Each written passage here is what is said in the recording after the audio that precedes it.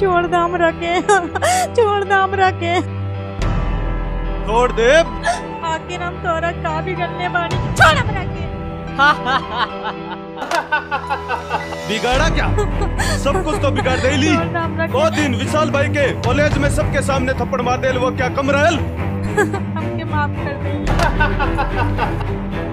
कल हमारी शादी वजीद के साथ हमरा के जाए था। शादी? शादी? शादी तो हम आज करेंगे तुम्हारे साथ, अभी और यह वक्त।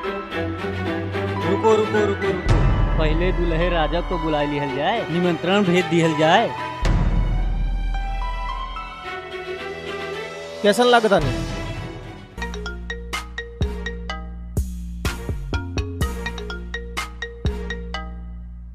हेलो सुन, तोहार होखे वाली दुल्हनिया अब हमारा नीचे गरम होके जात बा।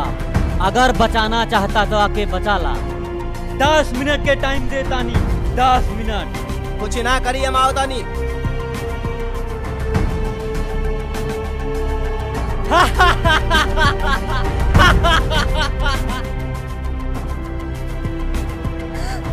छोड़ हमरा के।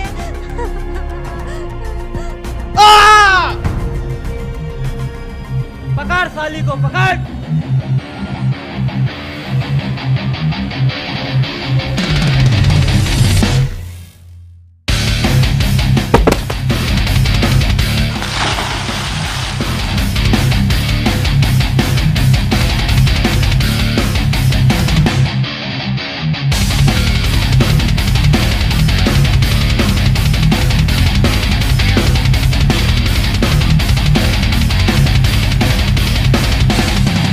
साली को पकड़।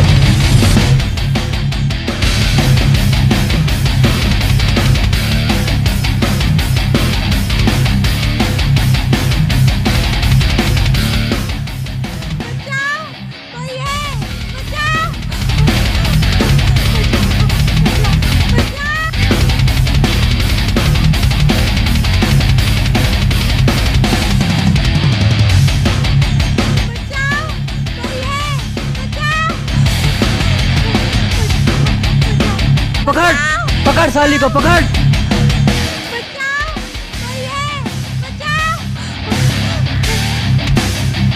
इंदु इंदु इंदु इंदु इंदु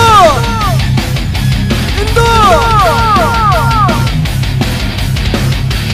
इंदु इंदु इंदु 10 मिनट के टाइम पहले रह ली, पता नहीं साले अब तक कहाँ करे लोग।